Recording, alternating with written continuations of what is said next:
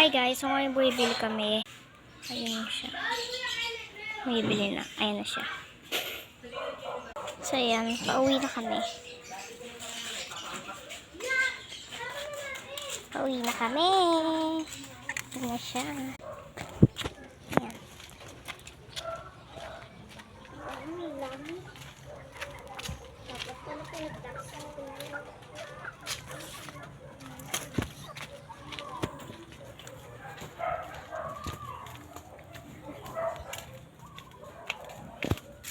So, kakaulan lang dito kagabi guys, kaya medyo maputik ang daan dito sa amin.